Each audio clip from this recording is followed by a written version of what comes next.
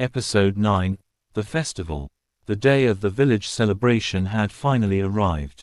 After weeks of hard work, the village was filled with laughter once again. Children ran through decorated streets. Merchants welcomed visitors. Colorful lanterns hung above every road. For the first time in a long while, peace had returned. At the center of the celebration was Oritho, helping villages, guiding children, making sure everything went smoothly. Meanwhile, Ashtaline quietly followed behind, watching, observing, helping whenever a problem appeared. Oritho looked around at the smiling villagers and thought, everything is working, everyone is smiling, thank God. For a moment, she thought the day would be peaceful. Then a small child suddenly began crying near the market. Many villagers rushed over. One villager asked, "What is your name?" Another asked, "Where are your parents?" The child only cried harder. Even Oritho couldn't calm him down. Then Ashtaline quietly sat beside the child. Instead of asking questions, he offered a sweet. He pointed toward the festival games. He talked about decorations. He even told a small story about one of his younger cousins getting lost. Slowly, the child calmed down. A few minutes later, the child finally pointed toward the eastern market and said, "My mom sells flowers." Not long after that, the family was reunited. Watching from a distance, Oritho realized something. He didn't solve the problem. He solved the fear. The festival continued. Everything seemed perfect, until Ashtaline noticed something important. Oritho had not eaten all day. Looking directly at her, he asked, "Saint, did you eat this morning?" Oritho immediately replied, "Of course I." Then she stopped. Her expression changed. Oritho thought, morning, decorations, merchants, children. Oh, realizing her mistake, she quickly said, "That is not important." But Ashtaline disagreed. "It is. The village comes first," Oritho argued. "A dead saint would be inconvenient," Ashtaline replied. "I am not going to die from skipping one meal." That is exactly what someone who skipped a meal would say.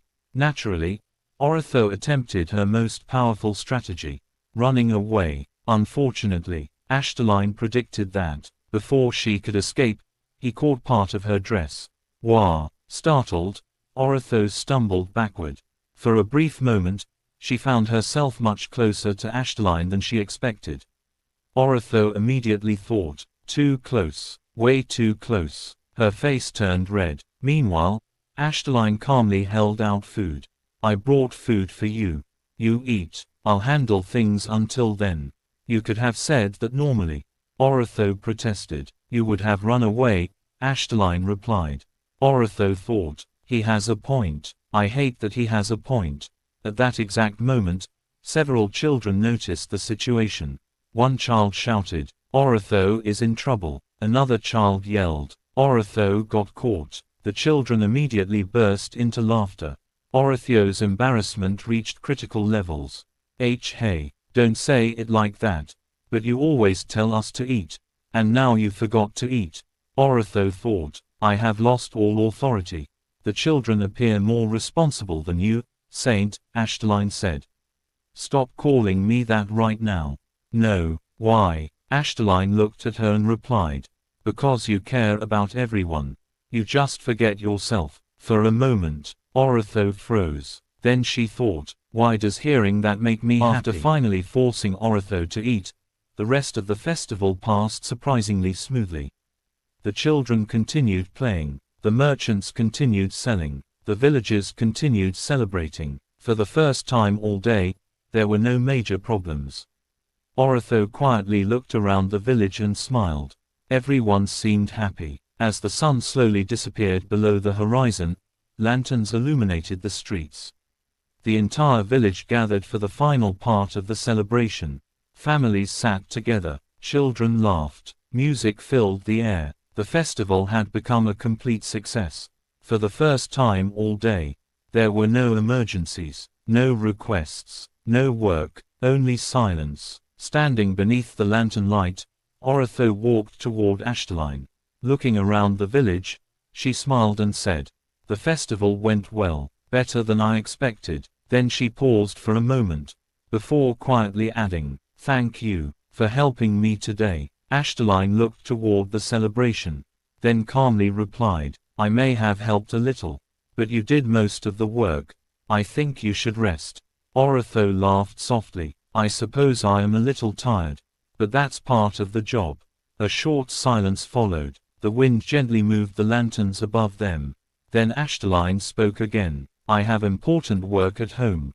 I won't be in the village for some time." Oritho blinked. For a moment she looked genuinely surprised. "You're leaving?" The question escaped before she could stop it. Realizing how that sounded, she quickly corrected herself. "I mean, you have your own responsibilities. How long will you be gone?" "I don't know," Ashtaline replied.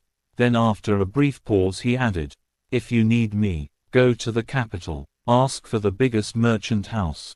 They'll take you to my home." For a second Oritho simply stared at him. Then she laughed. "That may be the strangest directions I've ever heard, but I'll remember them." Ashtaline quietly looked across the village. The lanterns, the celebration, the villages, everything seemed peaceful, everything seemed stable. For the first time, he believed the village would no longer need him. Ashtaline thought, "Good, they won't need me forever." Nearby, Oritho watched the villagers celebrating. Then she looked toward Ashtaline. For some reason, the thought of him leaving bothered her more than she expected. Still, she smiled and said, "I hope your work goes well. And, thank you." The night continued. The festival slowly came to an end. Neither of them realized it yet. But very soon, they would discover how wrong Ashtaline's assumption truly was. Because the village was about to learn just how much it relied on him.